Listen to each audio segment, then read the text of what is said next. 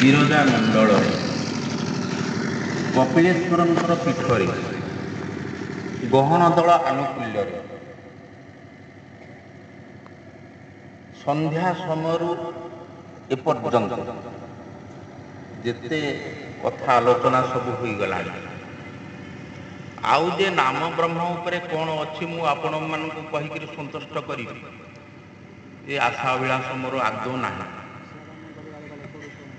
ସଭାପତି ମହାଶୟ କହିଲେ ଯେ କପିଳେଶ୍ୱରଙ୍କର ମାହାତ୍ମ୍ୟ ଉପରେ କିଛି କହିବା ପାଇଁ। ଆଜକୁ ପ୍ରାୟ 300 ବର୍ଷ ତଳେ ଏହି କନିକା ରାଜ୍ୟରେ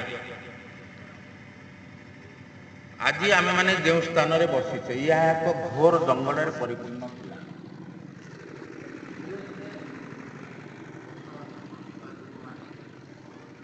ନିଜକୁ ପ୍ରତିପାଳିତ କରିବା ପାଇଁ ଅନେକ ଚାଷବାସ କରି ଜୀବିକା ନିର୍ବାହ କରୁଥିଲେ। ଠିକ୍ ସେହି ସମୟରେ କପିଳ ବେହେରା ବା କପିଳ ଗୌଡ଼ ବୋଲି ଯାହାକୁ କହନ୍ତି ନାମକ ଜଣେ ଲୋକ ହଳ ବୁଲାଉଥିବା ସମୟରେ ଧାନ କ୍ଷେତରେ ସେ ଲଙ୍ଗଳର ଲୁହା ଏହି କପିଳେଶ୍ୱରଙ୍କ ଦେହରେ ବାଜିଲା। କପିଳେଶ୍ୱରଙ୍କ ଦେହରେ ବାଜିବା ପରେ ତାଙ୍କ ଦେହରୁ ରକ୍ତ ଦେଖିବାକୁ ମିଳିଲା। ଏ କଥା କନିକା ରାଜ୍ୟରେ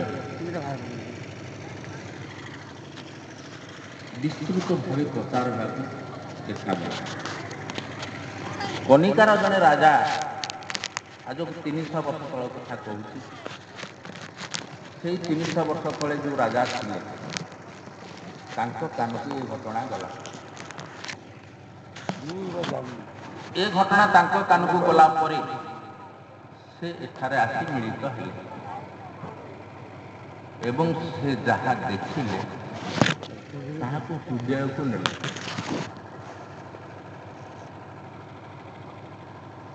ନେବା ପରେ ସେ ସେଠାରୁ ଫେରିଗଲେ। ରାତ୍ରରେ ଶୋଇଥିଲା ସମୟରେ ତାଙ୍କୁ ଏକ ସ୍ୱପ୍ନ ଦାସରା ଯେ ମୁଁ ଏହି ସ୍ଥାନରେ ଅଛି, ତମେ ଯାହାକୁ ଦେଖିକିରି ଆସିଲ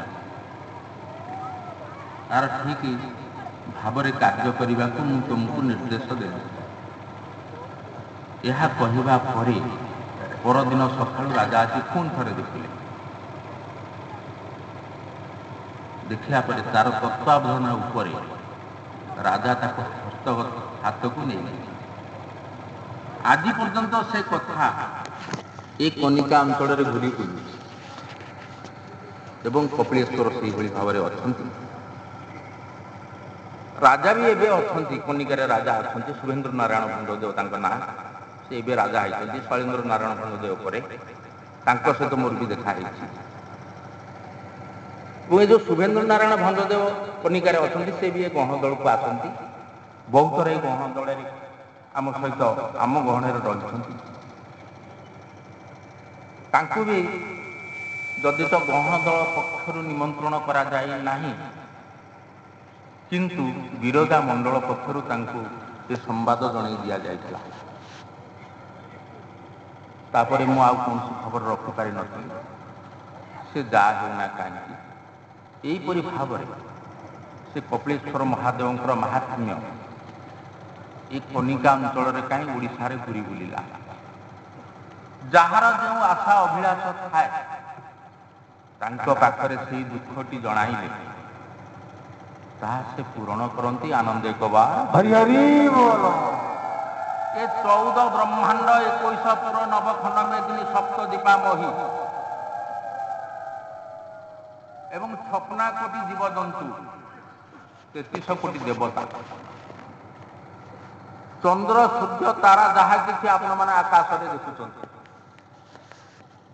ଇଏ କେଉଁଠାରୁ ଉତ୍ପତ୍ତି ହେଲା, ଏହା କେଉଁପରି ଭାବରେ ସୃଷ୍ଟି ହେଲା, ଏହି ହେଉଛି ସନାତନ ଧର୍ମର କଥା। ଏହି ହେଉଛି ବ୍ରହ୍ମଙ୍କର କଥା।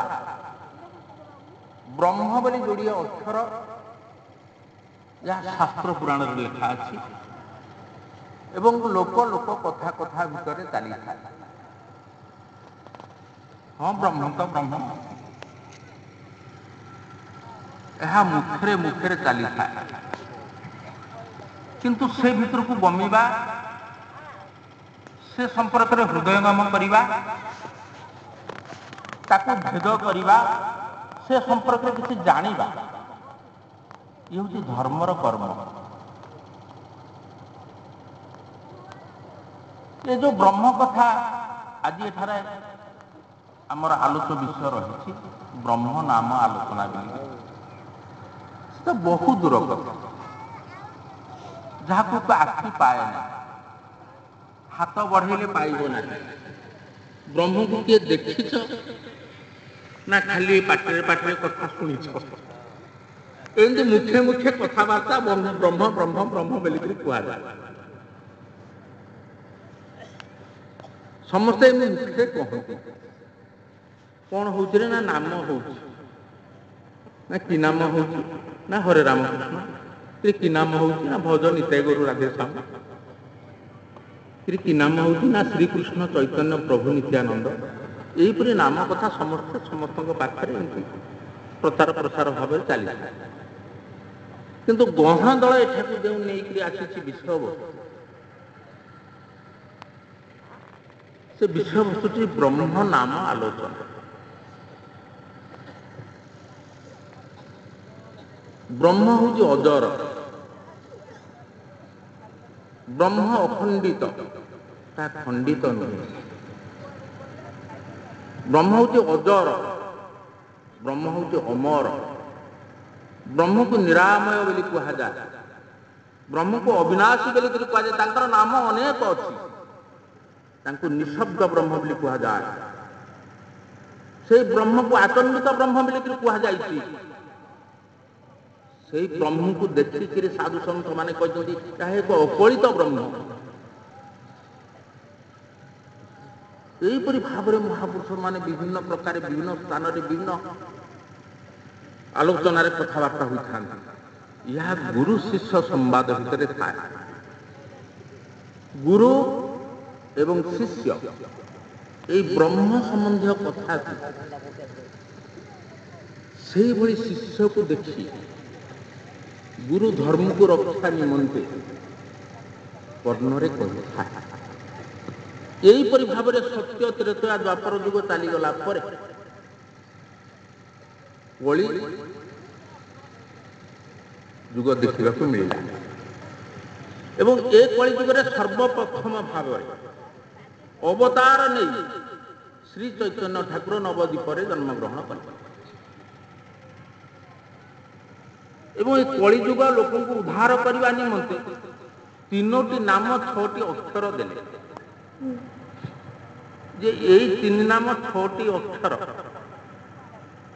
ତୁମେ ମାନେ ଧାରଣ କରି ନାମ କରୁଥାଅ।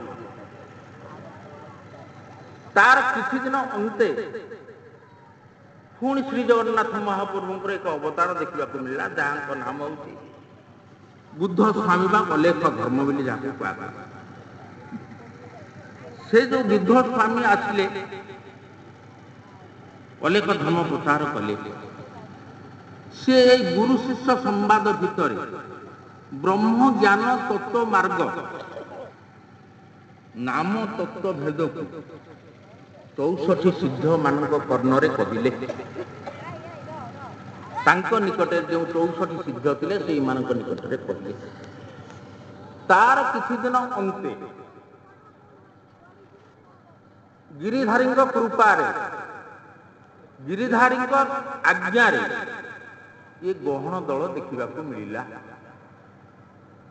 ଆଜକୁ ଠିକ 33 ବର୍ଷ 34 ବର୍ଷ ତଳର କଥା। ତାଙ୍କ ଆଜ୍ଞାରେ ଏ ଗହଣ ଦଳ ଦେଖିବାକୁ ମିଳିଲା। ଏହି ଗହଣ ଦଳରେ ଏ ଜୀବନର ସାରସ୍ୱତ କଥାକୁ ଏ ସାରା ଜଗତରେ ପ୍ରଚାର କରିବା ନିମନ୍ତେ ଗହଣ ଦଳ ଘୁରି ଘୁରି ବୁଲିଲା।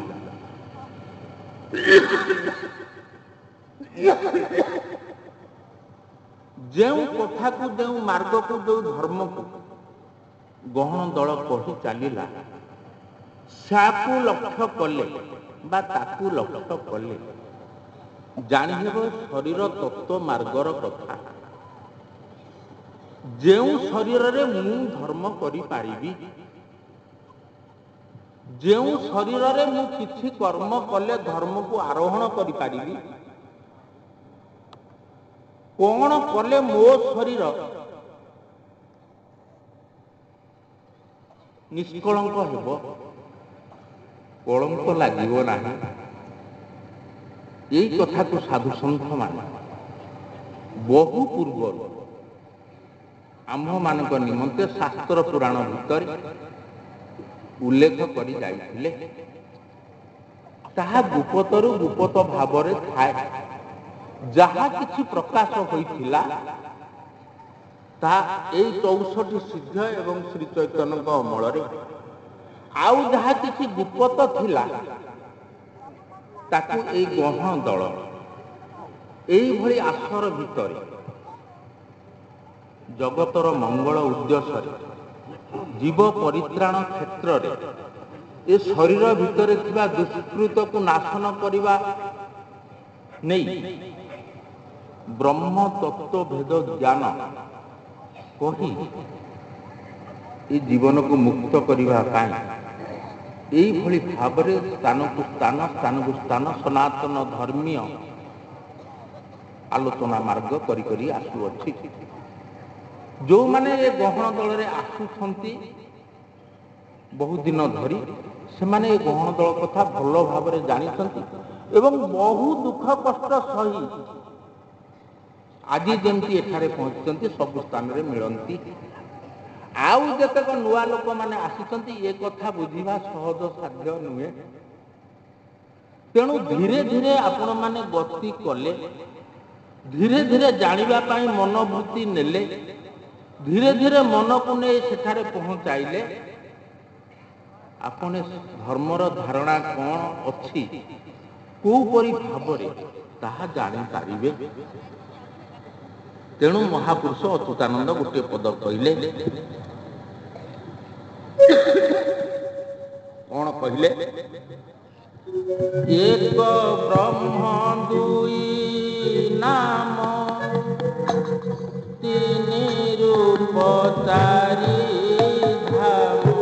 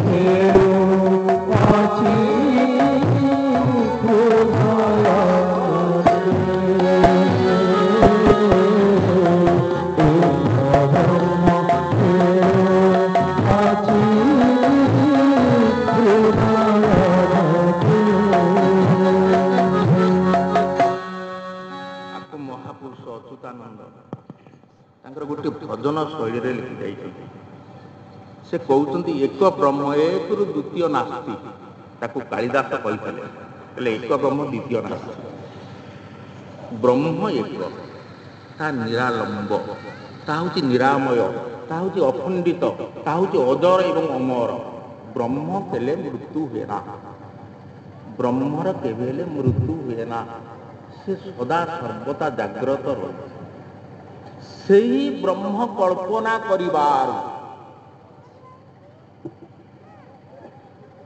जहाँ को तुम्हें माने आज आलोचना को आनी ब्रह्म बोली कहत दुईटी अक्षर सेही ब्रह्म कल्पना करिबार बा तार इच्छा शक्ति अद्भुत भाव एक शून्य जाग्रत है सेही ब्रह्मर इच्छा से अखंडित ब्रह्मर इच्छा तार कल्पनार से मन बाढ़िबार पंचभूत ताहारी कल्पनार अद्भुत स्वरूप एक शून्यर सृष्टि है जो शून्य सृष्टि है अरेह ब्रह्म बोली कहगला ये कथा बुझा अत्यंत कष्टकर कथा जो माने गुरुमुखी होइथिबे जो माने सद्गुरु आश्रित होइथिबे बा श्री गुरुर चरणाबिंदरे मन देइथिबे ये अधमर कथा से माने ही बुझिबे कारण ये पिलालिया कथा नुहे कि आजिकाल ओडिशा भारत एवं पृथ्वी रे जो साधु संत माने आसुछन्ति से कथा ए भितरे ना आउ जहाँ गहन दल कही था सत्य नित्य एवं शाश्वत एवं चिरंतन कही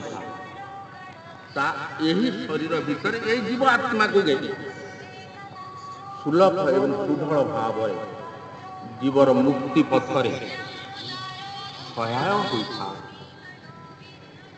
तेणु अद्भुत स्वरूप एक शून्यर सृष्टि है कल्पना कल्पना कर शून्य जेहेतु से शून्यर सृष्टि है से शून्य मध्यरु एक शब्द शुभिबा को लागिला से शून्य मध्यरु एक शब्द शुभिबा को देखागला से शब्द शुभिबारु ता द्वादश प्रकार है तेणु से द्वादश प्रकार हेबारु तांको कल्पनारु से जो आशा करिथा